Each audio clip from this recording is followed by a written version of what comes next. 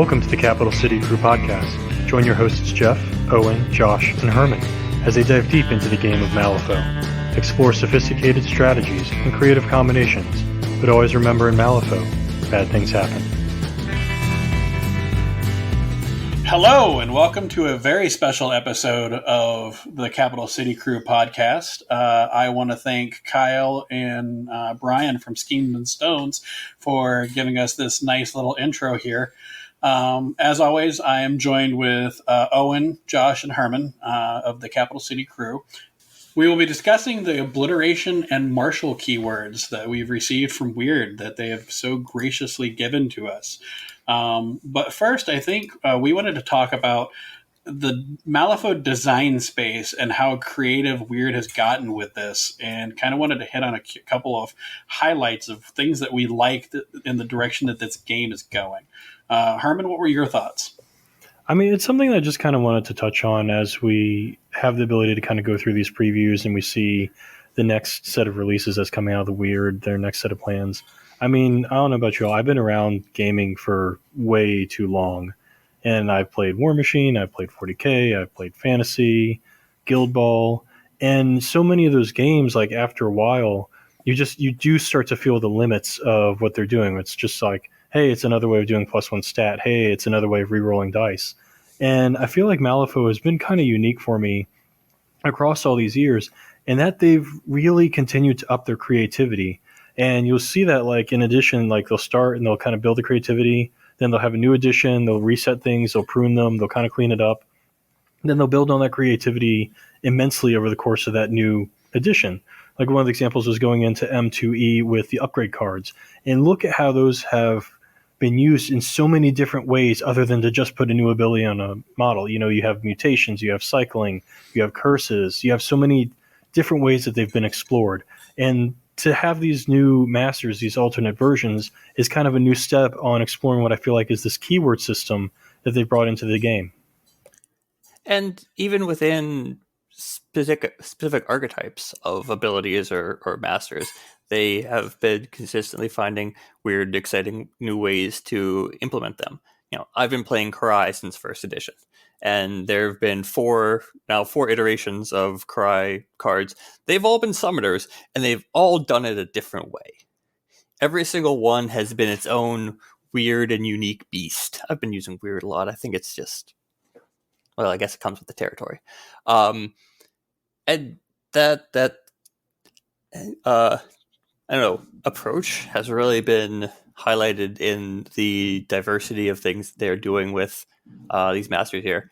You know, all of these masters are sticking within the same conceptual framework and the same themes, but are playing around with capabilities in crazy and exciting ways.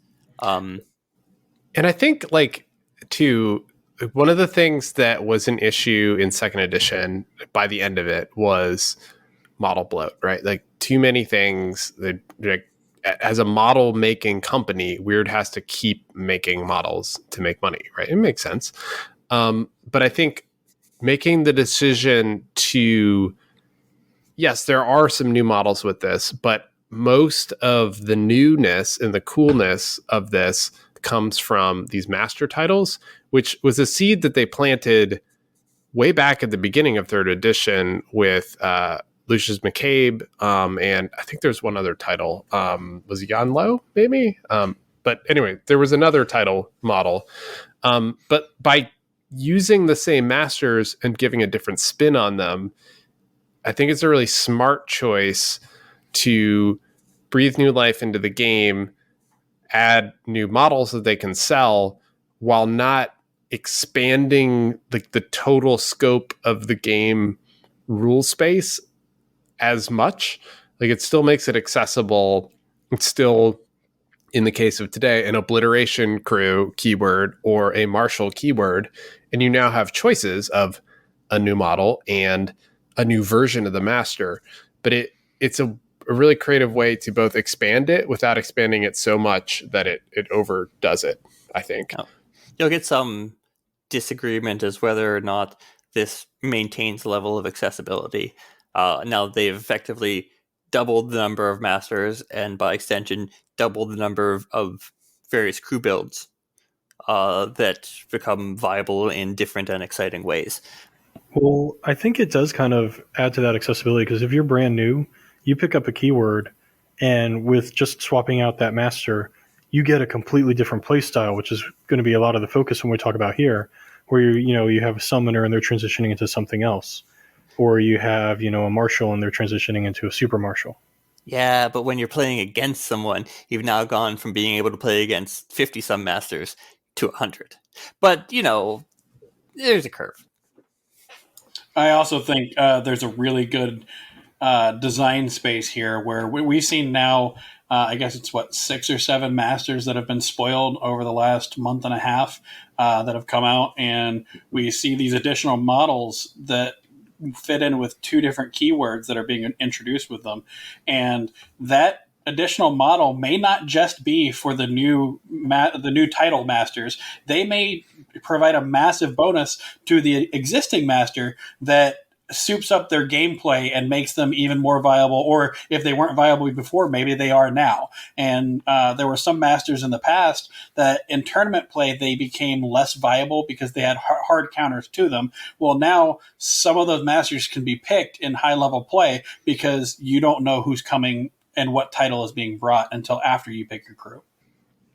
Yeah, I think that's a really good point. And just to recap for those who maybe have been sort of following this, but not following too closely yet, the way the crew building mechanic works is you declare the keyword of your leader, and then the title is revealed during the crew building. So, for example, if I'm building a Marshal keyword, I declare Marshal as my leader's keyword. That means a Lady Justice is coming, but I don't know which Lady Justice is coming, or my opponent doesn't know until I reveal my crew. So it does give your opponent information in that they know generally what kinds of models they're going to see. If they have done some studying ahead of time, they may know what the 2 options they might face are, but it creates an ability to avoid the hard counter, and also give you some flexibility if you realize that the keyword you're going against is bad for one of your 2 versions. You can audible into the other version. So it is good. It does definitely favor enfranchised players a little bit because they're going to be more attuned to like what the trade-off choices are. But I think it does also reward players who maybe just want to specialize in a particular keyword, because it makes soloing a keyword more viable when you have 2 flavors of that keyword to do. So it kind of helps both ends of the spectrum in terms of level of experience with the game. Well, with that conversation being had, do we want to leap into the rules that we are sharing with people today? Yeah. So the big reveal. And so Do we have a disclaimer about what we're saying here? All the opinions stated in this podcast are ours and ours alone and do not necessarily represent opinions from Weird. And we have no information about any fluff, any backstory. All the stuff we have, pure rampant speculation. 100%. Yes. No, that is a really good, important disclaimer. And also the disclaimer on the cards that they are asterisked, subject to change. So we know from the past, from having been involved in some testing, that they do sometimes make minor changes between. Oh, sometimes they make big changes. Or sometimes big changes. Finnegan. Yeah, but just heads up, there's some chance of change. But this is all us based on the cards that you will be seeing in the post that goes along with this podcast. So get those cards ready, get them in front of you, and we will be going through the rules and abilities in more detail than we typically do in our podcast, just because they are new, and those listening might not have them right in front of them. So just a slight deviation from our format. unlike our normal format, most of the listeners that are listening right now have absolutely no experience with these, and us reading off the card, you're probably going to be reading it with us. So we will go through the abilities one by one, kind of give our thoughts and opinions, and also probably discuss this artwork, because this artwork is badass. I'm just going to throw that out there. For all of you who haven't been sleeping with Lady Justice under your pillow for the last week. Yeah, All right. So moving on, it looks like we're going to go into Lady J first. And the first thing that we have to talk about is our opinion on her art. Let's Death go. touched. Lady Justice, death touched. Herman, your thoughts on her art? I mean, it kind of matches what you'd expect when you look at her rules. And she gives off that very much the Death Marshal Recruiter vibe, where it's a guy standing on a coffin, you got a Lady J standing in a coffin, and you're taking out what I just assume will be future Owen with a sword. I mean, Death Touch to me makes me think Leviticus. So, my head canon is that she's teamed up with him. I don't actually think that's the case, but This art is so much better than the original 3E Lady Justice art.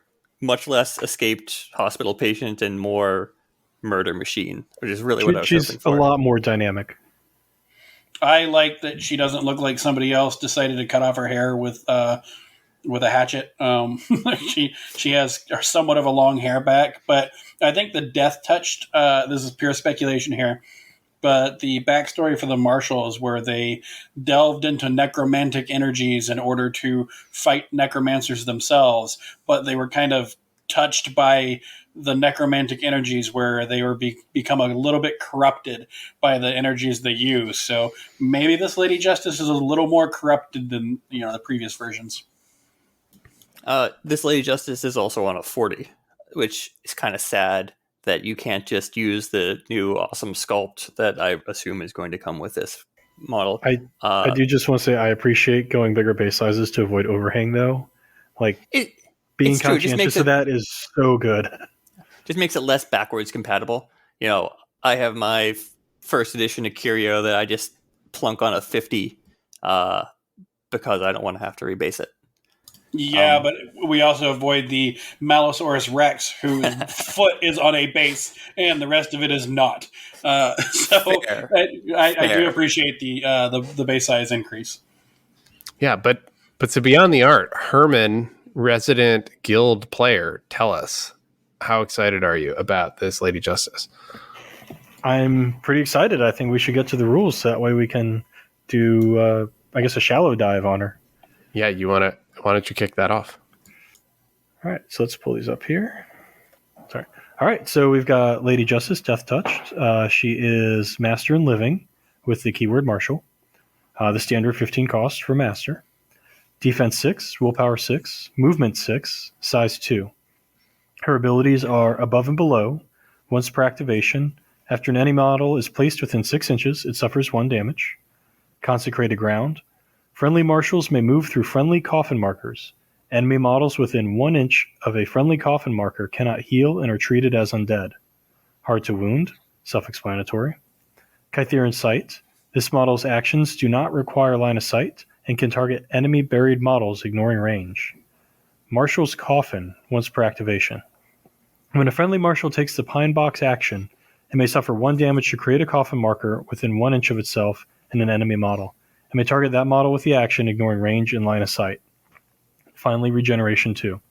She has 11 wounds and is on a 40mm base.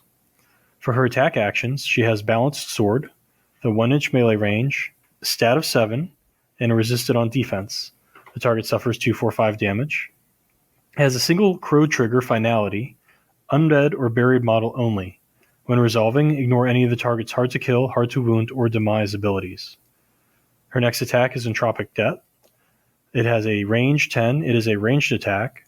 Stat of 5 with a positive twist, resisted on willpower.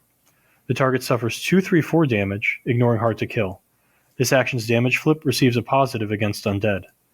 It has 2 triggers. On a ram, it has Focused Cleansing. This model heals 2 and may end 1 condition on itself. On a mask, it has Lead the Hunt, undead only. Target gains Adversary Marshal. Any one friendly marshal may push up to 4 inches towards the target, ignoring other models. Her next attack action is Equilibrium. It is range 6, stat 6, with a TN of 12. It is a Shockwave 1, targeting Willpower 13 with a damage 2. Friendly marshals ignore the effects of the Shockwave and instead heal 2. It comes with a single trigger on a crow, Forced Burial, once per turn. Take the Ashwood Coffin action, targeting an enemy model within 1 inch of this action's Shockwave marker, ignoring range. Unsurprisingly, her next attack action is Ashwood Coffin. It too is range 6, stat 3, targeting size. Enemy only. Create a 50mm height 2 blocking, destructible, and impassable coffin marker in base contact with the target. The target will gain injured +1 and is buried. When it activates, it must attempt a TN13 willpower duel.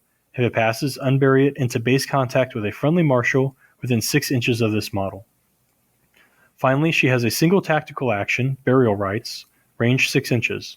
Once per turn, create a coffin marker within range. Friendly marshals within 1 inch of the created marker gain focused +1. And that, my friends, is the new Lady Justice. I just want you all to have the unparalleled joy of experiencing the anti-undead FU that Lady Justice can bring to all crews now. Now, everyone gets to be undead. Everyone gets to suffer like I have suffered for 3 editions. She is zombie Oprah. You're a zombie. And you get a coffin. And you get a coffin. I know. Zombie Oprah. Everyone gets to be undead. Yeah.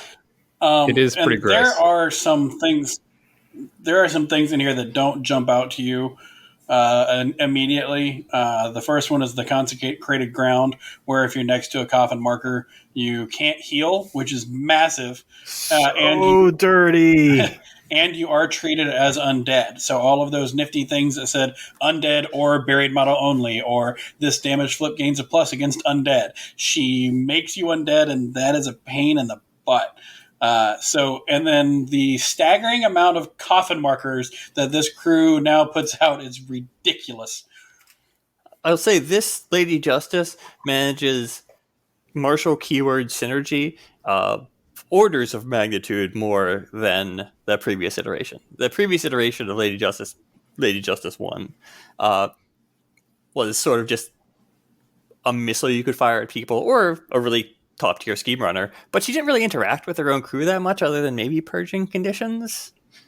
But oh my god, this Lady Justice, so much interaction. And so talk to me about that, because I never played a lot of, or against a lot of Marshall really at all in 3rd edition.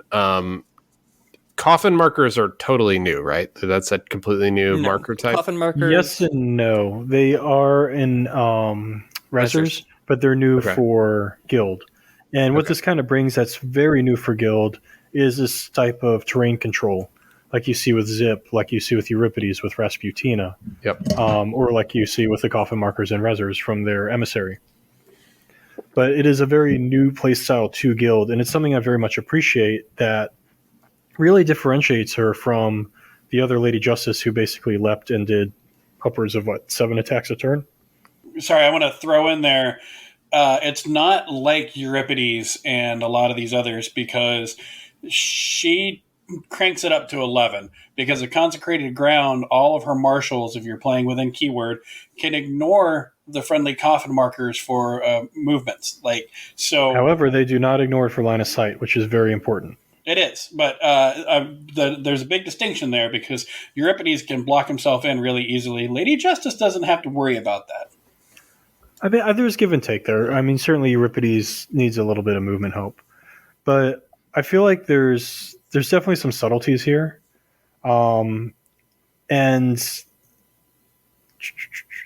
so some of the things that you really need to, like, everyone looks at this and they're like, oh my god, you're going to be burying my models. You have all this. I mean, just the range extension on charges for Death Marshals is way crazy. Because now you're moving your 5, then you get the 1 inch, then you get the coffin marker, then you get another 1 inch. So you've got like 9 inch charge ranges all over the place happening right there. But something that you really need to keep in mind when you're looking at her, when you're starting to play her, when you're designing lists, these are all very low range attacks. Her attacks are range 6. other than the gun, which, it's a fun little gun. But you need to get her close, and getting her close requires efficiency, it requires planning, and that's where the most difficult decisions you're going to make with your crew, I really feel like, are on turn one when it comes to how are you going to unpack, how are you going to build your crew with abilities to move models around. And I think that's what's going to trip up a lot of people and why she has kind of a higher skill floor than Lady Justice 1. Yeah, but I feel her lists, even if they are more complicated to build, you always have Pale Rider to just fling her 6 inches up the board turn one, no problem. Well, I mean, the thing is you have the Pale Taxi, which is awesome. He's not a marshal, though, so he's not getting the focus. He's not getting some of the benefits. But you can also start looking at things like you have your Death Marshal Recruiter. He pushes you towards an undead model. The Pale Rider's undead. So now you have the Pale Rider. He taxis Lady Justice up. The Recruiter now pushes all of your other guys 3 inches towards the Pale Rider. So that's your unpacking plan. You can bring in Grimwell so he can move her with Doctor's orders. But you need to have these models. You need to have thought about it ahead of time. And just to clarify what I meant with the Charge 9 on the Marshals, is that's their threat range on their melee with the coffins. So they're speed 5, then you can drop the coffin within an inch of yourself, then you've got a 2-inch size coffin, or roughly whatever the heck 50 millimeters is, then another inch on the other side of that coffin. So that's how you're getting kind of that 9-inch threat range with them. It's not a real 9-inch threat range, though, because I can only make one attack at that distance. Right, and I mean, the thing that you can kind of do with them that's a little cute is, let's say you get that off and you bury it. It's a really nice thing on their cost because size 2, most of the models in the game are size 2, so you're not dealing with like the -1 stat, like, a defense stat 5 against defense 6, which is a very common thing. But what you get to do with it is you bury them, then you also get to control where they pop out. So they pop out, they become undead next to you, you gain fast next to them. So you can really do a lot of board control, and you can really gain a lot of efficiency. The other thing is anytime they bury someone, they heal, so that 1 damage that you take to create the coffin marker gets healed off. So you have that option as well. I think what you're getting at here is that this Lady Justice makes Death Marshals not sad to play. they just were never a model I felt people were very excited to play. 0-inch reach on their iconic pine box. Stat 2 that you have to be in base contact with. So if you bury one person and you're not managed to be in base contact with another person, then you only get that one attack on the charge. It's just they had a lot of fiddly stuff and no one seemed really happy about them. But Marshall's Coffin, that in and of itself just makes them so much more versatile. You can charge into base contact. You don't have to use that full 9-inch range. You can charge into base contact with someone. If you land the box on them, then you just Marshall's Coffin on the second attack. And you can hit something that's way farther away than what normally require extremely fiddly positioning to end a push in base contact with 2 enemy models. That's doable, but it's not casually doable. With this, you effectively can have their second attack have 3-inch reach for the cost of 1 damage, which you might just get to heal back up for free if you land that pine box on them. Not to mention they're hard to kill. And I think one of the things that you really want to highlight is kind of a two-parter on this, is when you're building your crew and you're looking at your opponent, this is a fantastic way to get shit like Montresor off the table. To get Jakuna out of your hair. Those toxic bubble crews, you can take that model and you can I'm going to deal with this later. I'm going to put him on the shelf. He's going to go away. I don't want to look at him right now. But the other thing is when you're building this crew, I feel like is a little bit of a trap, is taking a bunch of models with the express goal of hitting those buried models. Because what you end up doing is when you got like a Death Marshal Recruiter, rather than moving forward and getting up the table and getting some board control and accomplishing your strats and schemes, he's just kind of standing there attacking buried models. You can charge and attack buried models. Okay, that's a very good point. You can do that. So touche on... Very good touche on that. But your point, though, you don't just want to stand in that, because her base crew, you're right, is not particularly mobile, except for like the lone marshal, who is absurdly mobile. Right. And so when you're looking at kind of comparing and contrasting her to Lady Justice 1, what am I looking for? Which one do I want? I would look at like Lady Justice 1 as kind of being your far away justice. your symbols of authority justice, your I got across the table justice, because she has leap. You have the lone marshal, you have the pill rider, you have these tools to get across the table. This one is more your ley line, your break the line, where things are going to be on the midline. You're able to put down these coffins. You're able to control your opponent's actions, your opponent's placement, and you're able to kind of bully that center field. I also think that we kind of briefly mentioned Kytherin's sight, where she doesn't require line of sight for her actions and can target enemy buried models, ignoring range.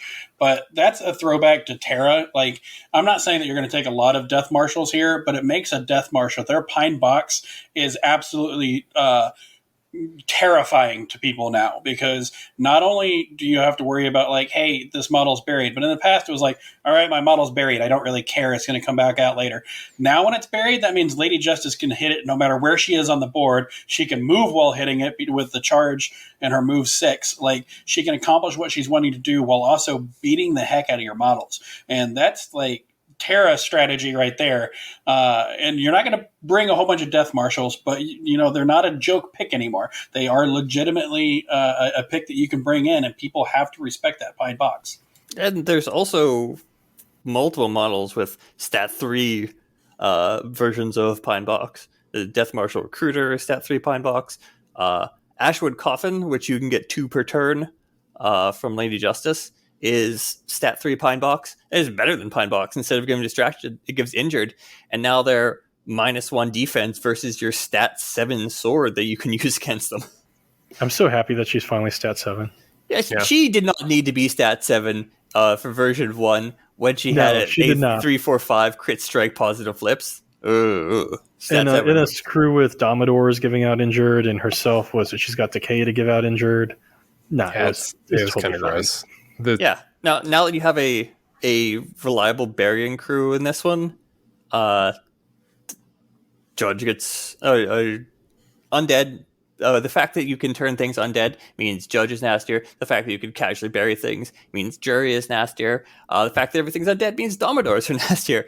All of her crew just got nastier just by virtue of her existence. And the trade-off is you don't have a 7 damage murder engine in your crew anymore. So bitter with the sweet, I guess. Yeah, I mean, if you look at, let's say, just the baseline, right? Like, she's +1 defense, -1 willpower, +1 move, -1 wound, plus regen 2. Like, I think she came out ahead in terms of the stat line game and the survivability game. Like, she still has hard to wound, which Lady J1 has. So, like, this Lady J is definitely going to be a bit tougher to take off the table. She might not spike damage as hard, but stat 7 means it's just slightly more reliable on your melee hit. And it's kind of interesting is it puts her in a very odd spot for me, where I don't know if I want to leadline sock her or not. Yeah. Because Armor 1 with Regen 2 and Hard to Wound is super aggravating. And she is playing within 6 inches of your opponent's crew, but she's not really in the brawl. She's kind of on the edge of the brawl. And I kind of feel like I can put Leadline Coat on other models that I care about a little bit more. I agree. She can play, like, she has to be within 6 inches or 6 inches-ish, but can be just behind a wall. She doesn't need line of sight to anything that she's doing. Oh, it's better than that, because fuck you, Ivan. She doesn't have to deal with concealment either. Well, I was going to say, that's what I was going to hit on earlier. Correct me if I'm wrong, but because she ignores line of sight, she ignores both concealment and cover because with her gun ranged action, because no sight lines are drawn. Except from things like Sputtering Exhaust or Night Terrors, stuff that has a aura of this model has concealment. Yeah, right. Like she ignores it from terrain. She ignores it from correct. Terrain. Yeah. Oh, yeah. So you can put her just out of line of sight of everyone. That they're right there as her defensive tech, not being targetable. It's pretty good defensive tech, to be honest. And that's something I really appreciate, where I don't have to take Leadline Suck. I don't want to have to do this to you guys every single game. I mean, you could just not it's do just it. Not on her. Yeah, it's going to be on your Lone Marshal, and it's probably going to be on your Death Marshal Recruiter, or maybe your Judge. It's just going to be on a different model. Just Maybe. don't It's gonna take be on it. your Pale Rider. Just don't take it, No. Herman. You don't need it. Now, you're gonna, as a resident guild player, Herman, you're gonna have to explain something to me. How is it that going blind makes it to where your bullets magically go around buildings or through them and hit things? Like, how exactly does that work? No, you have to understand. Well- It's entropic debt. It's one of those debt collection phone calls. She's just ringing you up on the cell phone. Yeah, she's essentially a telemarketer. You could just drop the katana and give her like a cell phone. So she's been trying to reach me about my car's warranty. Yeah. No, she already did, and she decided to put you in a pine box because of it. I mean, obviously, the biggest miss is that she can't take the Groot slang. I think the biggest miss is all of the anti-undead tech, because screw everything about this crew. Literally there's everything actually about there's this actually crew. something that's really cute that I did want to touch on. Is who loves her totem? No one. Who's your Everyone hates totem? it. Exactly. You don't even know what her totem It's is. the scales of justice. But the cute thing with it is that it's got a anti-cheating aura, and so it can make you discard to cheat. It can make you do damage to cheat, and so when she pops you out, she can pop you out into all of its little cheating bubbles to make you pay for killing it. Thanks. Yeah, I mean, it's got a little trigger where if you do damage to it, it does damage back to you. If you get unlucky and you got to cheat something else, well, then you're going to take a little bit of pain, and then I get to draw a card when you inevitably kill my useless totem. So she actually is revitalizing a model that we all hate. And we didn't even touch on the fact that she has a 6-inch range pulse 1 of all friendly marshals get focused. There's no... It's amazing. There's She's no so stick on good it. and so varied that you don't even get to that one. It's like I thought we were done with this. I guess they did key it to the Marshal keyword. It's not It's not blasphemous ritual level of complete and utter bullshit. Hey, But you need it's a corpse pretty marker for high that. up there. It's Well, pretty no, high they up made there. it. It's once a turn. It's not Ma Tucket. Yeah. No, it's not pre-errata Tucket. When it's 1 inch, They've at least it's- learned some lessons.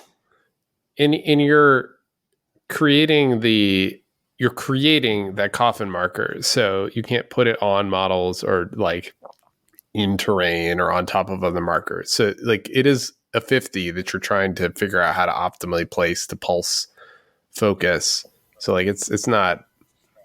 And you're going to have like a little back and forth there because you're like, do I put it forward to block line of sight to protect me from, let's say, Nerf Leviticus, or do I hold it back to buff my own guys? There are limits to what you can do with this marker sculpting, marker creation, particularly in the early game. That's why I feel like you have to zero in on your turn 1 and have a plan for your turn 1. And after that, everything kind of flows pretty easily. Yeah. The amount of sustain that this crew can pull off, I think, is just between Domador's healing all friendly models and Equilibrium Lady healing J all friendly healing, models. And the hard to wound, the whenever you kill something, you heal too. Like, Marshal was already a popular keyword in Guild for a reason. And this is just going to make it a much more fun play experience for the Guild player. that's never the goal. No, yeah, we can't have that. No fun. No, for we have. Guild. Come on, we gotta get this card fixed before it goes to print. Yeah, Seriously, guys. And, there's something that we just, above and below, we haven't talked about it, but that when an enemy is placed within 6, it suffers 1 damage. Obviously, there's the pine box, the ashwood coffins, when they unbury, they take the damage. But, man, all of the things that place these days, between anything that flies near Lady Justice, anything that's summoned near Lady Justice, like, it's instantly like, hey, just take a damage because you're around me. As well you should. yeah. Yeah, okay. More screw you to summoners and Transmortis and Thank God Marshall wasn't already like saying screw you to summoners. yeah.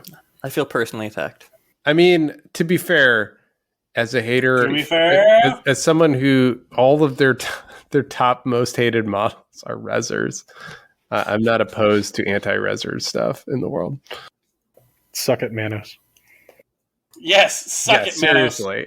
Get wrecked, Manos. All right, but yeah. So speaking of undead, though, is it time to move on to our favorite undead model? No, I could talk about Lady J all day, but yes, No. we can. Wait, we're moving on to Nicodem? No. Oh, was he's still- back. he's dead. Plot twist. He's back. That would be a much more dramatic reveal. We did not get a reveal anywhere near that dramatic. We got Yeah. Oh, come dramatic on, reveals. but Marshall holy and Nicodem are like diametrically opposed. It's beautiful. are. Man, They are, but- the dual faction model between those two would be chef's kiss. But I'm kind is of hoping not- it'd just it be is not to Mortimer. be. That would be All right. Owen, take us away with Terra. Do you want a break, or are we going to keep going? Yeah, we can take a break real quick. A break would be nice. And we will be right back.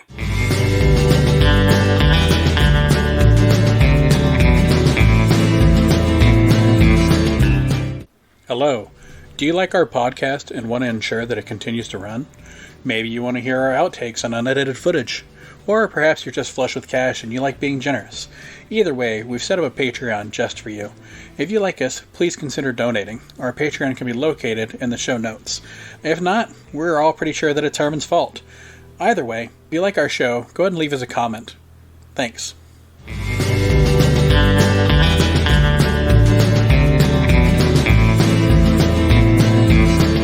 Welcome back. We are here talking about, the new masters that we were gifted a sneak peek of. We've already spoken about Lady Justice, and now I think we're going to head over into at least one of our favorite undead masters, Terra. Owen, why don't you tell us about Terra? Yes. Oh man. Let's talk about my favorite master in Outcasts, the best faction in Malifaux, Terra. So we have this awesome reveal of Terra Timeless, who is the brand new Obliteration master, and I'm super stoked because Terra 1 was awesome and Terra 2 is also awesome, just in different ways. So let's talk a little bit about what is new and exciting. Do we want me to? First, we have to get to the the elephant in the room. The art. Yes. Yeah, Like, you're skipping what past is a this seriously artwork? important thing. This is Okay, all right, literally 3 terrors in a trench coat. How is this even going to work on a base? It's true. Yes, I'm very curious because I don't actually know how this can be turned into a real world model. My money With not a 30 millimeter base. Yeah, so my money is going to be on just it's 1 Terra with no ghosty Terras. So I'm going to disagree with you because I used to think that of so many artwork that they put out, all of their models have almost perfectly matched their artwork, like to the T. So is it going to be like 3 Terras in a trench coat. Terras? It doesn't make any sense. Like, how would that work? That's why I was saying, like, go back to the Warcry where they had kind of the shadow people, and you kind of see like the thing moving in air with like the different little shadow trails following it. We'll have That's to remember what I to was put this on the post, that art you're talking about, so people can see the models with the shadow trails. I don't know if they're good. I looked at them and they were like, Let's not put other companies' models up with this post. That's a bad idea. It's art. And I want to apologize to all of the readers while you're looking at this artwork, or all of the listeners while you're looking at this artwork right now. And me saying this, you're not going to be able to get this out of your head. It looks like Terra's having a Congo line with herself. It kind of is. Yeah. It's like 3 Terras in a row, and they're all hanging out. Like it's super cool. I just don't know how it's going to work in physical reality. But I'm excited to see. Why would you ruin this? Why would you ruin this for me? I'm sorry, but you're never going to be able to get that because obviously the thought process is she's running and her claw is coming up as she's running. But unfortunately, it looks like the second Terra is holding onto the first Terra's waist, and they're just kind of like dun dun dun dun dun dun. So I apologize to everybody, but that this model is going to look awesome, and it was the thing that we thought looked the coolest. But sorry, my bad. What I want is someone to pick up the translucent Terras and use them with this new Terra. Like I think that would be really cool looking. I think that'd be cool. Yeah, like a painted one and then a completely translucent one behind her. Also, can I just use this opportunity to say, hey, Weird, can we please make a transparent Void Hunter set, that would be really great. No. No. No, No. I want that. I don't have ever all wanna see those things on the transparent table. guys except for Void Hunters, and I want the whole transparent set. That's what I want. That's just what don't I'd like have for to paint them. Christmas. We have, You we don't have have time. a transparent. We have a There's couple no transparent months till Talos. Christmas. Talos isn't transparent. He's a giant robot, which is fine. Yeah. The only thing here that's transparent is your greed.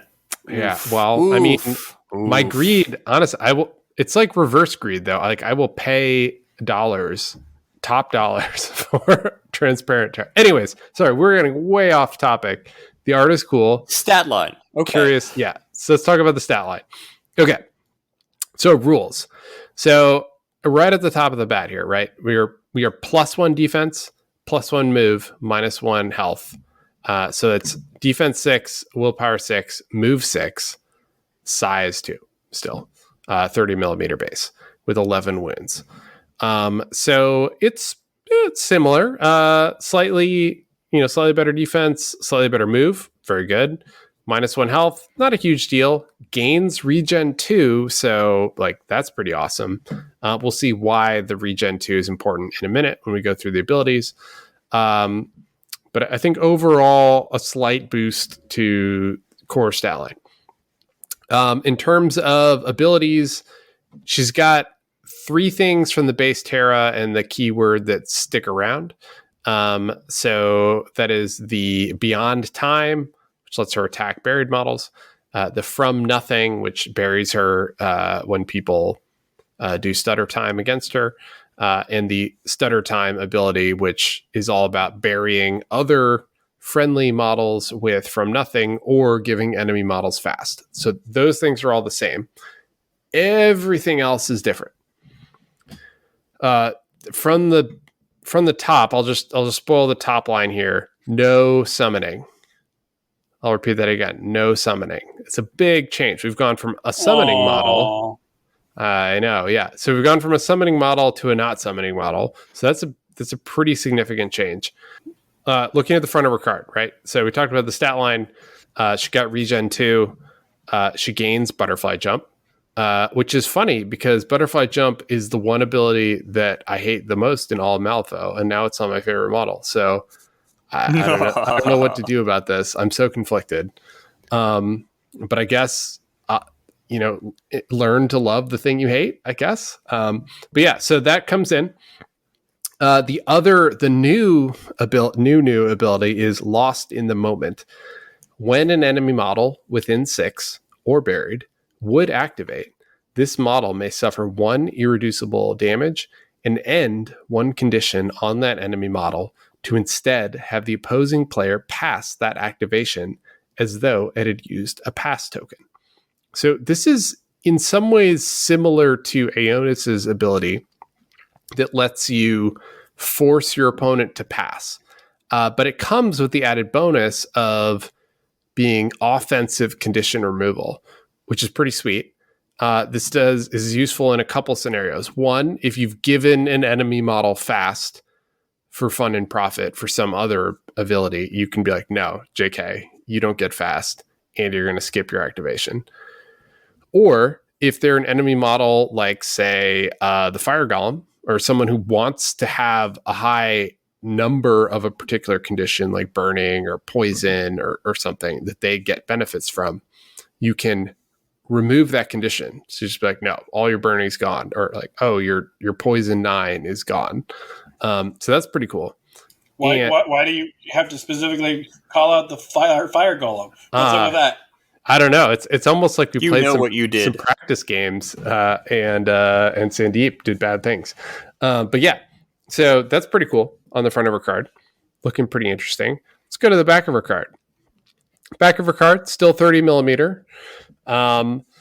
She still has a claw, so she's got a melee attack. It's the Obliteration's claw. I'm looking up original Terra to compare it, but it is range 1, stat 6. She gets to choose whether it's defense or willpower. And it does 2, 3, 5 damage. And then it has a single crow trigger not built in called Drag Through Time. Enemy only target gains this model's choice of either fast or slow. So that's pretty sweet. Gives you some options, does some damage. But now we get into the bread and butter. The attack action Rewind.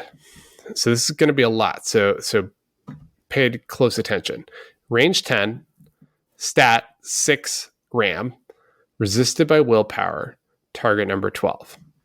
So you're going to drop an echo marker into base contact with the target. Then, after any activation, if the target is not buried, this model may place it into base contact with the dropped marker. And the target must either suffer 1 damage or remove the echo marker. Then, during the start phase, remove all echo markers. And then it has 3 possible triggers. On a mask, it is alternate timeline, or when resolving, drop the echo marker anywhere within 4 inches of the target. Crow, burnout, which is suffer 2 damage to gain fast, or the built-in RAM of mend, target heals 2. Then we've got stutter time, which is a standard ability in the obliteration keyword. It comes with fleeting moments, which is a new trigger, which says on Crow, gain 2 pass tokens. So that's pretty sweet. And then a built-in glimpse the void trigger on this. And then finally, we have one new tactical action, which is a new ability called Expedite. Range 10, stat 7, target number 13. Friendly obliteration only.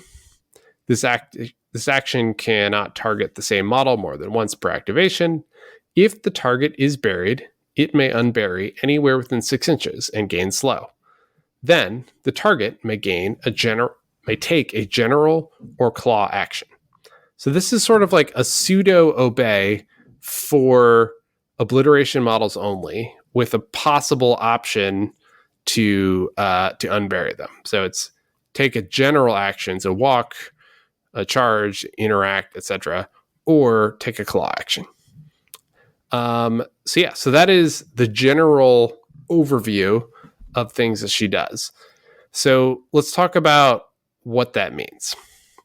You will see as I mentioned at the top, no summoning. That is a pretty big difference compared to the baseline Terra. But instead of having summoning, she does even more of the tempo playstyle. And so what does tempo mean? So tempo is a term that is used often in Magic the Gathering, some other games, that is all about being able to manipulate when your things happen, when opponents' things happen, and alter the board state. The rewind ability to move models and the expedite action to obey models is really going to be your bread and butter, at least from the initial play testing that we did after getting these models, and just like thinking about Terra and how she works. Like those are really going to be the key things here. Is you're going to have the ability to move your own models around, move enemy models around, and be able to use your actions to feed them into your other strong pieces to do cool stuff. So let me pause right there for a second and get reactions from the rest of y'all. Lost Moments is a weird power. A lot of the talk about, high-level Malifaux play is about activation control and going for that last activation. This sort of works against that, but in exchange, you're forcing your opponent to not activate their important models when they want to activate them, very Pandora-esque. And the Pandora version is really strong and super annoying to have to deal with. So Lost Moments definitely is probably a slightly fiddlier version of that. Well, to actually kind of piggyback off your point, though, now you have Ionis generating pass tokens, you have her generating pass tokens, So it actually leans kind of stronger into that particular skill set that you're talking about here for high level play. Yeah. This might make Ionis more valuable than he was since his nerf taking away. So Fleeting Moments isn't actually a new trigger; it's on Ionis, but it's no longer built in on his Severed Timeline, which made for sad pandas all around. So it might increase it's not built in actually, here either, but it's still you have more access to it for sure. Yep. This might make Terra in general. This form might make Ionis more viable as an offensive burying crew, but I don't have as much experience with running an offensive burying crew. I will say that the Lost in the Moment ability, it does come in handy, particularly if something doesn't go the way that you were planning, and or even if it went the way you planned. If there's a model that you've given fast that you weren't able to take out, it now allows you to skip that model and get another round of attacks in. So putting fast on a. Usually, you want to do this on like a high level, high soulstone beater. You give it fast, so some of your guys have bonuses to hit it. But if you don't manage to take it out, you get that second go around of like, no, you don't get to activate him now and use that fast to kill me. Now I get to second try and I get to kill you this time. I learned that firsthand when Owen did it to me. I was like, hold on, you're going to leave Banasuva alive with fast next to your guys? That's a horrible idea. Oh, wait, now he's not fast and he dies. Okay, that's cool. Yep. You better believe it. So when I initially read this, I was like, oh man, can you be super cute and somehow just like go with your entire crew first? The answer is maybe in like magical Christmas land where everything is set up perfectly, but more likely it's going to mean cases like that where you like stack their beater with fast and make it skip an activation. So you can keep hitting it. The fun thing you can do, though, is since every keyword model minus Talos can give out fast, potentially you could keep making it skip its activation and keep trying to kill it. Ideally, you're going to be doing this, though, in an order where you do actually kill that target and don't just spend your whole turn like having everyone take a swing. But that is an option if you can get there. To me, the things that really stand out. So, all right, what are we giving up in this Terra? 3 things.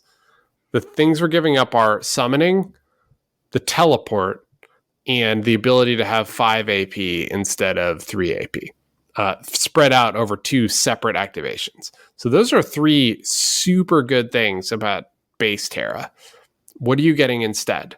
Well, you're getting slightly better stats, slightly better defense, and the ability to move your own crew and your enemy's crew around in really annoying and powerful ways. So the rewind ability does some really cool stuff, which is definitely finesse play, though. So you may have heard from like way back in the day before we started this podcast. I did a podcast about Terra for Craig's podcast, The Third Field Wars, where we talked with Cody about the play style of using the Nothing Beast, where you like play the shell game of like he runs in, he attacks stuff, then you summon something else in, and then you bury the Nothing Beast, and then the opponent, the only thing they have to attack is like a random Void Wretch. With the rewind, you potentially have that ability as well if you have terrain like a house or something other impassable.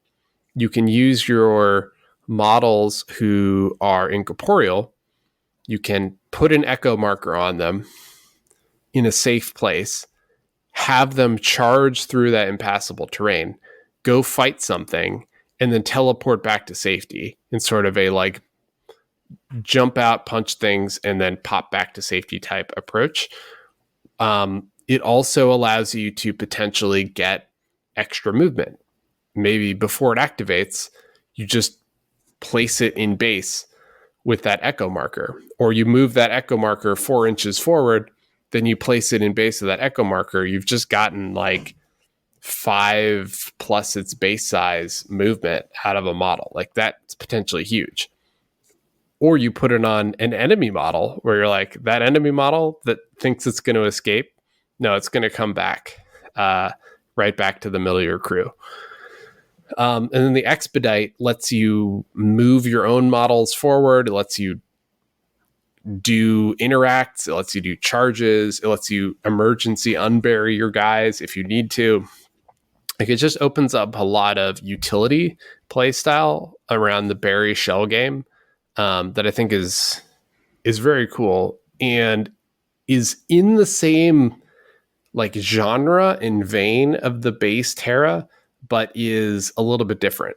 And I think that like for this, Weird really nailed it of it's the same gist, it's the same universe of play style, but it's a different flavor, which I think is like a good example of success in the keyword title system. It also opens up we've always had the Terra bomb where you could bomb in the Nothing Beast and things like that. But this also brings in, because Terra can herself do this and then unbury the model along with it and force it to attack. So you could have Terra, you could bury Terra because she with a stutter time. You can bury the Nothing Beast with a stutter time, and then you can have a Void Wretch run across the board, put fast onto something, and then when Terra activates, she drops into base contact with it. She pulls out the Nothing Beast with her expedite. It gets to make an attack. She continues her activation, and now you have a Nothing Beast and a Master standing next to potentially a Scheme Runner that ran out on the flanks, and she can reposition her crew really easily using these abilities. And this would be really, really strong, almost a little too strong, if it didn't also include that when they become unburied, they gain slow, which is the downside to it, but I think that kind of balances things out a little. I think this just gives her a whole bunch of different angles of attack. You can do the expedite to throw a buried model up the board. You can rewind to either alternate timeline to move them up the board 5 inches to give them fast, which it's burnout on an attack. So your Nothing Beast, your incorporeal models are all going to be taking 1 damage instead of 2, which is pretty sweet. And then have them charge up the board, attack, and bounce right back. You could do even some weirder stuff where you use rewind on the model to put out the echo marker near your backfield or in a safe location, have another model subsequently stutter time to bury it, unbury it next to a fast thing, have it attack, and then at the end of its activation, bounce back to the echo marker. There's a lot of just weird permutations you can do to create strange angles of attack with combinations of stutter time, rewind, and expedite. And I think that's kind of like that feeds into this whole thing of you are coming to Terra, you buy the basic Terra, and then this gives you another Terra to grow into. This Terra is harder to play than Terra 1. But you have this pathway now as a player to grow into from a master with not a lower skill floor, but a lower skill floor relative to her other version.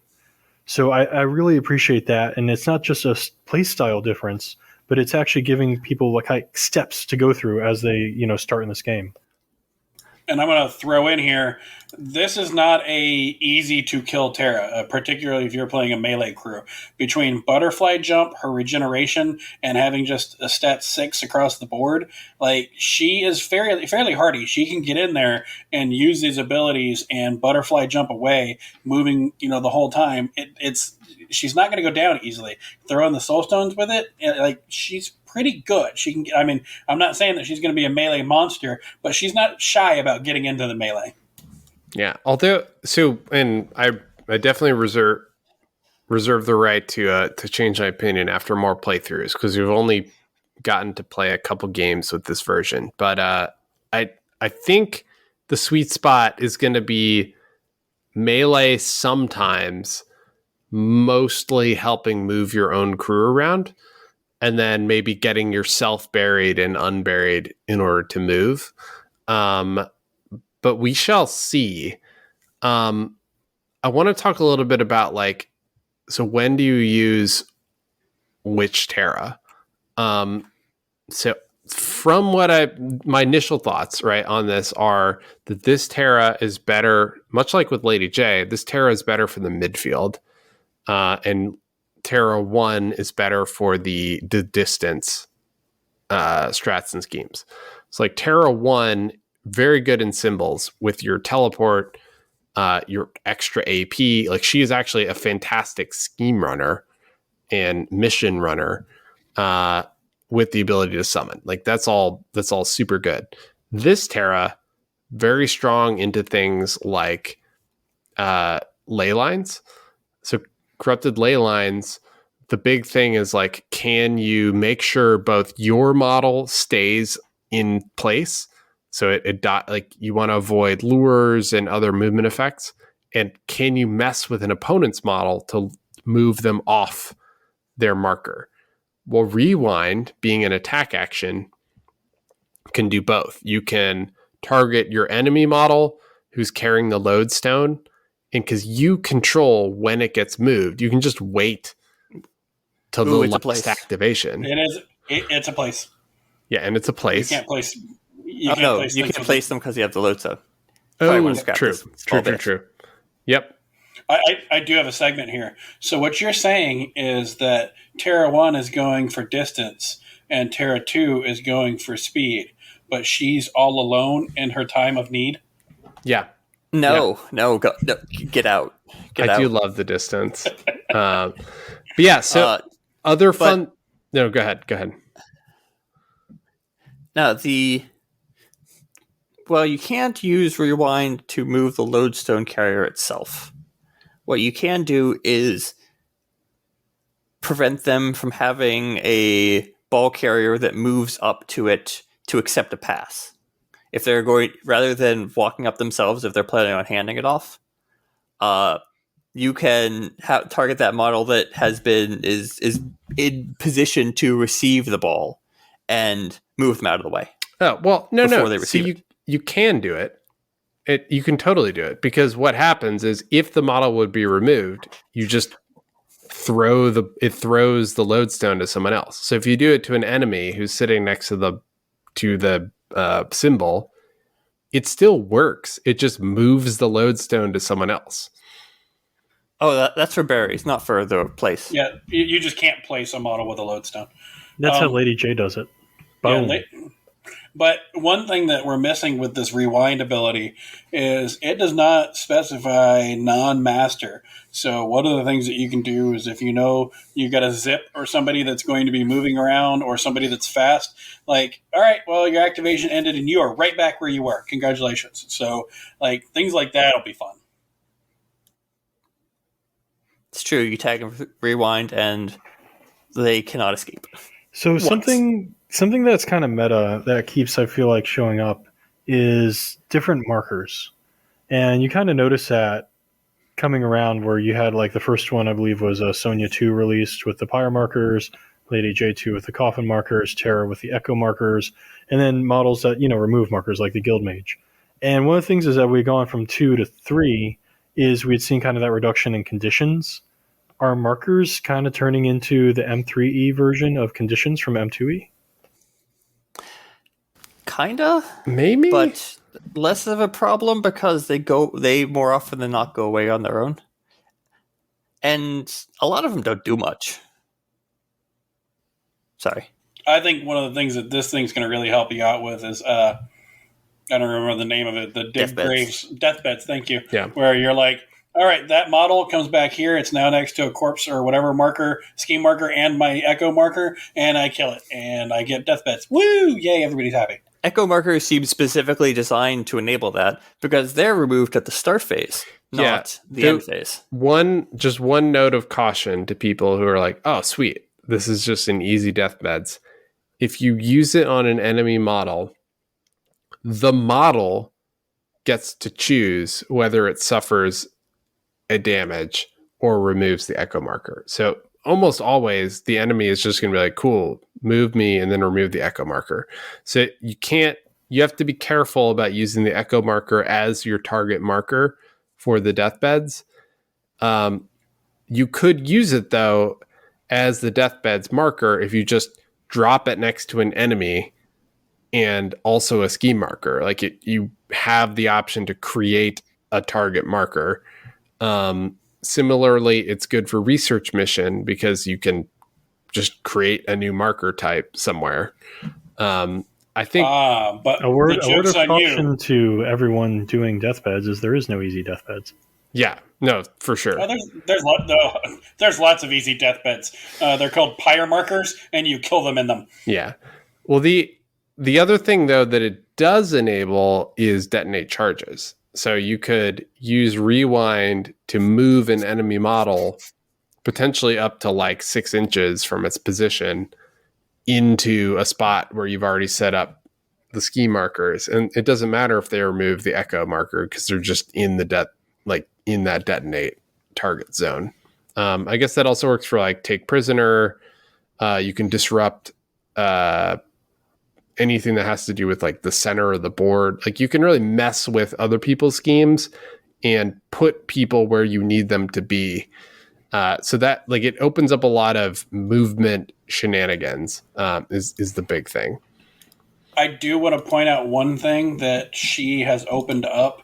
Hold on a second. I'm pulling up the scheme. The one it's really hard to get right now, where you have to have one of their models past the line of past the middle line. Bait and switch.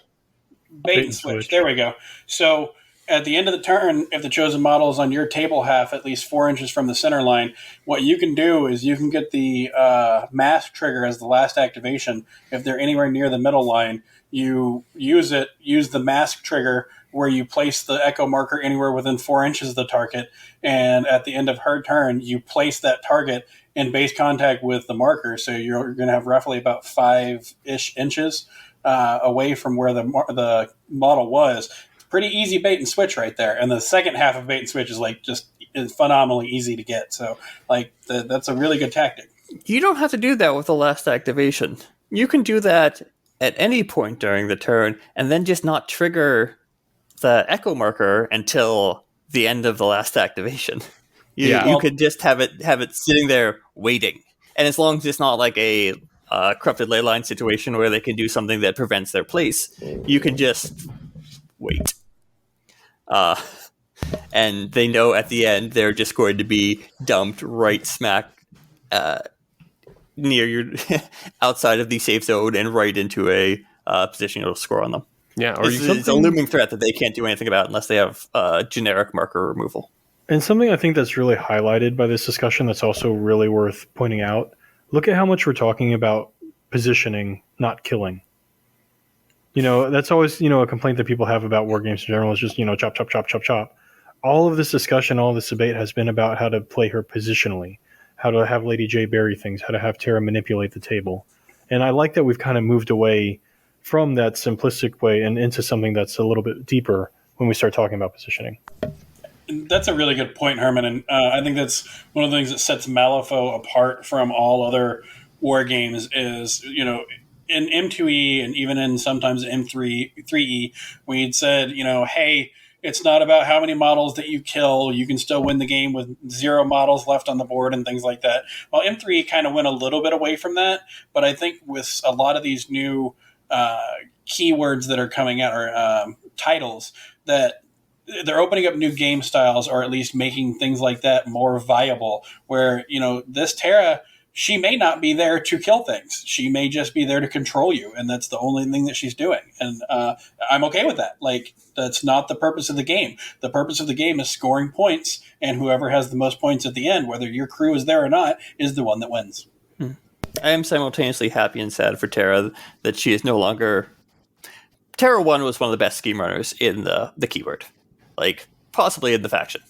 Now she is lacking that, but I'm always kind of just a little bit sad when your master's big selling point is, oh man, look how good of a I walk to a place and interact they are. So Tara now outsources that interaction with Expedite and to some extent Rewind. It's almost like weird new because Lady J won, Look at how she's good at leaping somewhere and dropping a ski marker. Terra 1, look at how good she is at teleporting somewhere and dropping a ski marker. And I mean, she's really good at teleporting and dropping ski markers. She's so good at running schemes. Yeah. So good at running schemes. But I think it's a mark, though, of good design space that I think both of these Terras are viable. Like, they're definitely different. You're going to build slightly different crews. Like, in Terra 2, I might hire a Void Hunter, for example, whereas Terra 1, I probably wouldn't ever hire a Void Hunter. I'd summon them. So, like, it is slightly different. Like, the things you're going to do is different. The crew you're going to build is a little bit different. But I think they both have their viable options, and it's going to be mission dependent and opponent dependent. And I think that's a good spot to be at. Well, it's funny that you mention building a crew with new models. Well, hold on. I want to point out something with Expedite here. A lot of the things, I liked your segue there, Herman. You ruined the segue. Ruining the segue. Jeez. You liked ruining it. Jeez. Expedite, a lot of the new abilities that allow people to take a general action or something else, particularly like we've seen it with Nexus, it usually stipulates a non-charge general action. And Expedite does not state that. So when you bring them out, they are more than welcome to charge as their general action and then make a melee attack. So I wanted to point that out. All right, continue your horrible segue that you started, Ermin. No, you have to read the card now. It's okay. I can do that. All right, moving on. The last thing that we're going to reveal is after my very cryptic magic cube puzzle, magic square puzzle that I put up. What the hell? You literally put the answer in the puzzle. What? You're like, oh, look, these all add up to 33. I didn't say that. Let people figure out. What? I didn't say that. All right, but aside from that, that might have been Owen. I don't know. But I didn't say the model's name is 33, who is an enforcer in both a marshal and obliteration. And before I continue onward, can we talk about this artwork? I mean, yeah, buddy. Ghost Rider emerging from the coffin? This is my favorite artwork of the three of them, by far. Wait till you have to paint all of those chains, which will, of course, come in individual pieces. Yeah, way to ruin the mood, my dude. Yeah. No, this artwork is fantastic. And also it's Outcast, which is super awesome. I'm going to guess on fluff super here. Sad. That, once again, we have no knowledge of any of the fluff background, but to me this looks like somebody that may have been a death marshal that didn't make it out of the coffin when they delved into it, and now comes out and does death marshal-y things from inside this cursed coffin. I'm guessing there were 32 death marshals before him. Yeah. I was just going to say, like, the background is they're a badass. That's all you need to know. It's true. All right. Any more comments before I move to the card? Nope. Go get him, Tiger. Yeah. Here we go. All right. Purple Ghost Rider. Here we go. Defense 5, Willpower 5, Movement 6, Size 2. Default faction is Outcast, so Owen can take him with the rest of his crew, and Herman cannot. They have Beyond Time, which is shared with a lot of the Obliteration crew. They have From Nothing, also shared with the Obliteration crew. Man, poor Lady Justice. They are Incorporeal, which is their main defensive mechanism. Combine that with the Slippery added with the Explorer Society, where they cannot be engaged or targeted by melee actions from enemy models unless they are in base contact. And 2 places at once per activation. After a model is placed within an aura of 6, this model may place it anywhere within 2 inches of its current position, which is just phenomenal considering both of these crews do lots of places. Moving over to the back of the card, you have the traditional pine box of all death marshals that has a stat 3 against size with a 0-inch range. Keep in mind when you're bringing Lady J, she gets a little bit more reach out of that. It's your typical pine box, but it does have a non-built-in ram trigger torn into the void. When resolving, the target suffers 2, 3, 5 damage. So he gets to add some damage in with his pine box. He has the Lost Peacebringer, which is, I don't think This is different from the other Peace Bringers because apparently it's been lost, and it has a 12-inch range. It's way better, much better. Yeah, it's way better. Resisted by defense.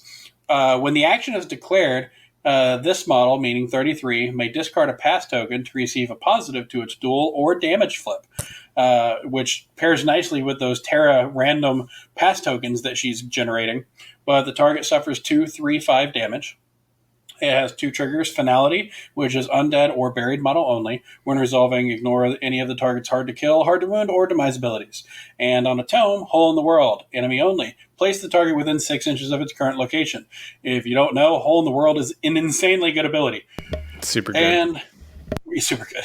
Lastly, we have his tactical action, the only one that he has. It's a bonus action with a 6-inch aura range, stat of 5 with a crow built in, target number of 10. Until the end phase, when an enemy model within range is buried, it must either discard a card or gain slow. Both of the triggers that it has are crow, so they are both built in. Decomposition is enemy undead within range suffer 1 irreducible damage. And Backtrack, which is discard a card, draw 2 cards from this model's discard pile with a value of 7 or less. So the first one, a little bit more geared towards Lady Justice, but the second one, card draw is always good for everybody. So that is 33 in a nutshell. And from having played against 33, I hate this dude. I love this dude. That's a really strong way of saying you love him. Well, it's when you play against him, you don't love him because, God, this dude's annoying. Like, I mentioned this before. It is really annoying to have a model, and previously every model that had Slippery did not have a ranged attack. And now we have Slippery and a ranged attack, and it is highly agitating, where you can be standing literally a centimeter away, but not in base contact, and they just get to shoot, which is frustrating. All they're doing is handing out hugs. It's like, it's not a coffin, it's a basket of puppies. No, it's not a basket of puppies. It is a stat 3 pine box even, so you're above average pine box, and that's great if you don't want your opponent to have models on the board. So I will say this guy is delightful for Marshal because you got the movement 6 and you have incorporeal, and you have a keyword that traditionally struggles with movement. That's what they're bringing in. But something to point out with that card draw, there is no Joker requirement on there. You can pull that black Joker into your hand. Yay! Hey, you know what? It gets it out of the deck. It stops it from messing you up. That's a great thing. The other thing that I've used it for is actually drawing 2 aces, like last activation, and then just discarding them to help my deck a little bit. It is pretty sweet. I think it's pretty awesome for Obliteration as well. Now, this guy seems to work really well in both crews. Beyond Time now works better for Marshals than it would have in the past with Justice 2. And, well, From Nothing doesn't really do much. Like you said, extremely a quality scheme runner, synergizing with the places. The places happened in all iterations of both Marshal and Obliteration. You have Lady Justice can place for the original. The Unburies are places. Summons from Lady Justice or from Terra 1 are places. So you have a lot of different options. Well, I guess the Unburies are places because their summons are summon buried. So you have a lot of options to use 2 places at once, both offensively and potentially defensively. He's going to be really annoying to deal with for like anything with flying. You know, you get charged by a mature Nephilim before it gets to take a swing. You place it 2 inches back, and suddenly it can't hit you unless it was in base contact originally. I do want to point out, when you have flight, you have the option of not using flight. If I remember correctly, it's a May, so you can walk your movement instead of your flight where you don't place. It's true, but you have an incorporeal model, so he can just waltz through hazardous or severe terrain such that they either fly or they don't get to you. So either they don't get to you or they don't get to you. Either way, it's a pretty good option. Or so just to recap, a way that this was super gross and awesome for me, sad for Jeff in our practice game. So we played Sandeep versus New Terra once we got these cards, and so I also took Eric, because Gravity Well is annoying for opponents because places and things. Yeah, but I figured, hey, he's going to be trying to jump his fire golems and like nonsense all over the board. So the fun thing is there was a point where he was like, haha, I'm going to place this guy outside of Eric's aura. So I'm going to place you over here so I can come fight you. And I was like, cool. So you place there, and then I place you 2 inches away from the place where you placed. So you can't do anything because I put you somewhere else. And he was like, no, shoot. So like the ability to mess with opponents' places, as well as like this basically says rewind has +2 inches of movement on it. This 33 is really like a level up for the new Terra. I think he's going to be an auto take in the new Terra. Maybe a little bit less so in base Terra, which is probably good. Like, I don't think you want necessarily an auto take in either either title version. But for new title version, it's like a huge level up. And that gun, the gun is bananas. Like, hole in the world. Gun's really good. The hole in the world ability is super good. Like, move the enemy model 6 inches. So the other thing, and this, I don't know, this may be too strong and needs to be toned down, but Slippery, you can't be engaged unless you're in base contact. So far, I believe Slippery has not appeared on any model with a ranged attack, a gun attack. And for our readers, Owen was away from his keyboard and his computer when we talked about that earlier. Ooh. Oh, you already talked about that? Burn. We did. Burn. I do, but to reiterate this Peacebringer ability, this Peacebringer action, Terra is gaining those pass tokens, and just being able, like, I have been shot by this gun for 5 damage twice, and taking 10 damage to the face is not fun.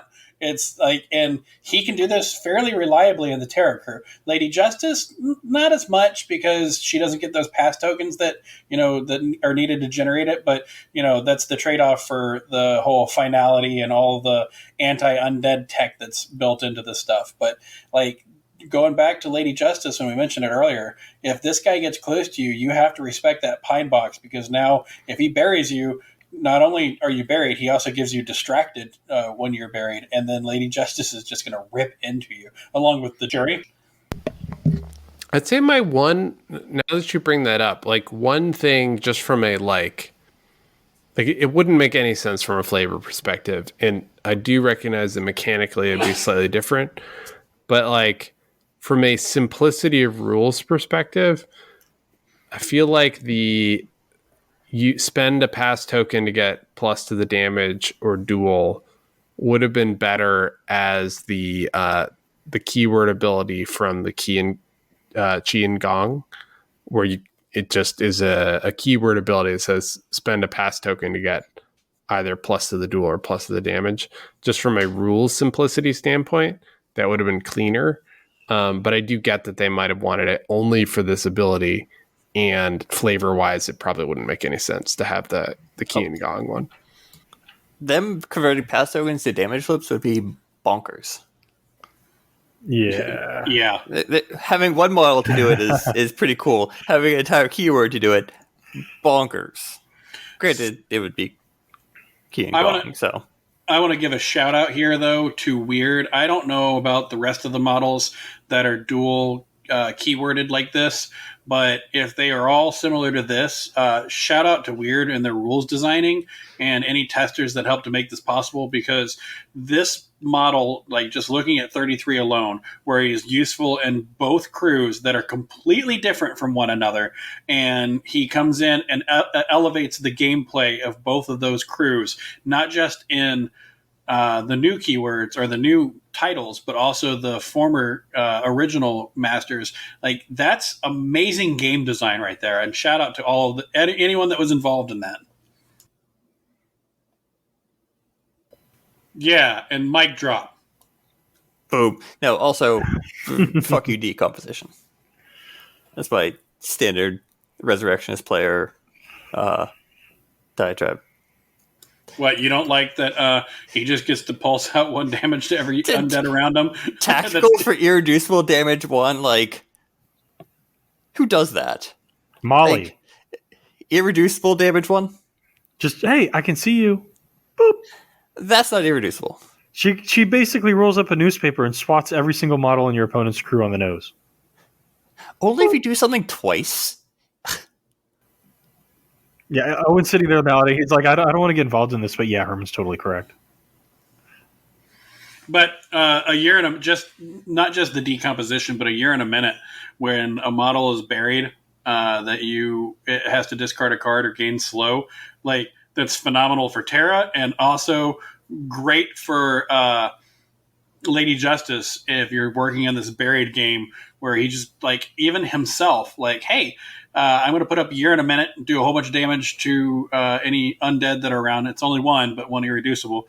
Then I'm going to charge in with this pine box, and if I bury you, I'm going to give you distracted, potentially make you discard a card or gain slow. And if I get my trigger when I bury you, I get to also do 2, 3, 5 damage to you. Like, that's pretty good. Yeah, it is interesting though. Like in the game with Jeff, and I think in most games against non undead, I feel like the year and a minute is going to be mostly just like a bit of a throwaway of like, maybe I get to cycle cards, which is good, right? Like, oh, I randomly get this free action where I might get cards back, is solid. But like against undead, it's just like randomly a hoser. And the berry giving slow thing is potentially really strong. I'd probably better honestly in Lady J, where if you're going to go the pine box route,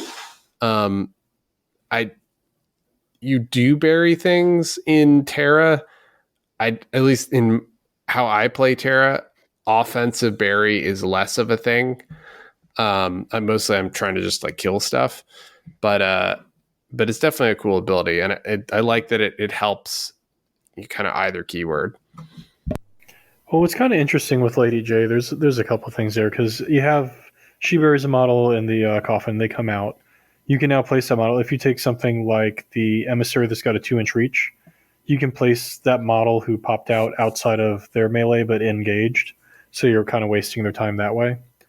So you have kind of that interaction. But you can also try to build a Lady J crew that leverages a lot of hand pressure by comboing in 33 and Grimwell and all the various options of staggered that are available in Guild. Pale Rider gives it out. I believe Lone Marshal gives it out. The Judge gives it out. So once you put a staggered on a model, Grimwell can assassinate the hand. You have 33 to add more pressure on hand and assassination that way. So it's kind of a nice little side game that you can play when you're doing your crew building as well. So, on the topic of crew building, I wanted to bring up a point, but coming at it from the opposite direction. Rather than building a Terra crew or building a Lady Justice crew, what happens when you're playing against them now? And you are trying to build a crew to counter either Justice or Terra when you don't know what the version they're going to bring is. I have the answer for this. What you do is you bring Sandeep and Poison Gammon, and you explode the Poison Gammon in the middle of the crew and kill everybody. That is very specific. That is oddly specific. I was hoping for something nominally more generalizable. Although, for the record, wait, sorry. If we could just touch on that briefly. For the record, while Jeff did do that to me, and it was super gross, and nerf Sandeep should be our new mantra, 33 has the tool for that job, which is a possible ability. Oh, actually, no. You have to be buried to ignore demise. But I could have tried to bury him and then shot him. You just make them undead, so you just played as Justice. So I think one of the things, as you're looking at these crews and you're trying to decide, is even though the playstyles change, the keyword does not. So if you're going into Lady J, you're going to have to deal with Hard to Wound. You're going to have a fair amount of like Peacebringer shots, Lone Marshal, things like that. So if you kind of look at focusing down on your strats and schemes for yourself, and then kind of is there a specific thing you need to counter within them, or a stereotype that you can apply to that crew, like Incorporeal on Terra, or you should just any Terra just bring something that kills summoning, like straight up. That was kind of a facile argument of a response, but let's look at Lady Justice for a second. The two different versions that you have for Lady Justice 1, you are not really seeing as many Death Marshals. You're not seeing the Death Marshal recruiters as much. You're not seeing like leveraging the burying tech, and you also don't have, as you mentioned earlier, the board control aspect. You're not bringing out the terrain. You're not dropping markers everywhere. So the threats that they're bringing are very different. You have, a Lady Justice crew that involves lobbing a murder engine into your opponent's crew while backing it up with, stuff like Dominators or the Pale Rider or the Lone Marshal. But that's not the kind of threats you would necessarily be expecting to face against a Lady Justice 2 crew, which will probably be leveraging Pine Box more. It'll be leveraging the terrain aspect of it. And those do seem like mutually exclusive things to tech against. You're not looking for someone coming into your face. You're looking for them controlling the board and removing you from it just with a regular opposed duel, which is not something that Lady Justice 1 really does very much. So how do you build against the Lady Justice crew when you don't know what you're going? If maybe you're capable of building something that handles both a whole bunch of blocking terrain, cluttering up your charge lanes, and making it difficult for you to actually move across the board, in addition to being able to tank Justice in the face. But I don't think lots of crews are readily capable of doing that. Well, I mean, any crew with throwaway models can remove the coffins. They're destructible, as well as anything that eats markers, which there's a growing list of things in the game. So what you need to do is kind of track down which model kind of covers your marker removal and still synergizes with your crew. Like from the guild perspective, it could be a guild mage. Like let's say I'm going up against Marshall and I'm playing like Nelly. I'm going to have these discards. I'm going to be looking to heal myself off the discards. And hey, this guild mage also gets me to remove a marker. And that's something I think Weird has been a little bit careful of with like pianos and coffins, is there is a limit to how much can be put out in a turn. And some of these models that are doing it, like the Death Marshals, they're cheapy models. Like they are defense 4. They are, 5s. They're not like these hardcore elite models. So you kind of look at, what do I need to take to remove these things? Go back to like Transmortis is a good example. I know I'm going to have to deal with armor and Hard to Wound and Transmortis no matter what. So that is something I need to plan for. It doesn't matter if I'm playing against Von Stuck or Von Book or Von Crook. It doesn't matter which flavor of it. I have to deal with that specific thing. And then you need to have your plan as well. Sir, it's Von Stuck Stargazer. Yeah, that's what I said. Yep. Look, as much as these models are cool, I'm sorry, but having a zombie as a telescope is by far the coolest thing ever. Even though I dislike Transmortis, I have to agree with Jeff here. It's really hard to disagree with that. It's really good. I bought my wife a telescope for our anniversary like a couple of years ago. And Holy it's really, crap, and it looked just like that? No, it's really annoying because when she wants to use it, I've got to get it. I got to move it to wherever she wants it to be. I've got to set it up and things like that when she wants to use it because I'm a nice husband like that. But imagine if there was a zombie that it was attached to. I could just have the zombie move to wherever it needs to be. Like, that is a genius idea by Weird, and we should make this in real life. No. I'm just going to nip that in the bud. We're not making zombies for you just to please your wife.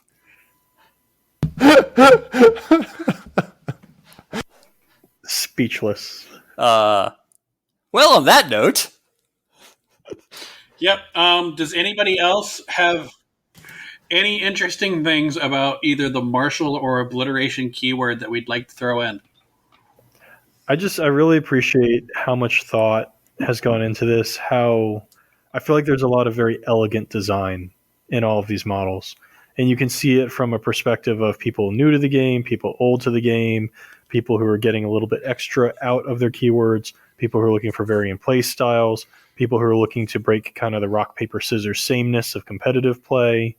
It feels like there's a lot of thought into this, a lot of effort's gone into a very elegant design, and it's something I really, really appreciate coming from this company as a customer. Cool. Owen, your thoughts? Yeah, I'm just really excited to see what on earth the model is for this Terra, but more importantly, very excited to see both of these models on the table and see the cool things they're going to unlock in the Outcast faction. And Josh. man, fuck Lady J. Okay. Well, if that's going to be your closing thoughts, I mean, No, my closing thoughts are actually we want to give a shout out to the next content creators in line. the Defective Dice YouTube channel. We are looking forward to your guys' awesome reveal that you have, and we are all waiting with bated breath. Yeah, so for those who aren't familiar, Defective Dice has a whole bunch of videos out on YouTube about guides to various masters, discussions about the lore of Malifaux. Check it out, subscribe. Also check out and subscribe to the Schemes and Stone podcast and to all the other podcast creators. And just like a general shout out and thank you to Weird that like for this go around of releases, reaching out to those of us in the content creator community to do these reveals is just super fun. And like, it's fun for everyone. It's fun for us. It's hopefully fun for you all, the listeners. And just thank you, Weird. And stay tuned for all the exciting and awesome reveals coming. Because I know there's going to be lots of really cool stuff that y'all are going to be excited about. And make sure you tune into us as we start reviewing some of the things that are coming out and giving our thoughts on some of these other keywords. Our summer breaks are coming to an end, so you're probably going to be hearing a lot more from us. Our deep dives might end up twice as long. Exactly. Oh, not twice as long. But yeah. And with that, we would just like to say thank you for listening, and we look forward to seeing you guys again next time. Later. Thank you for joining us for this episode of the Capital City Crew podcast. We hope you tune in next time.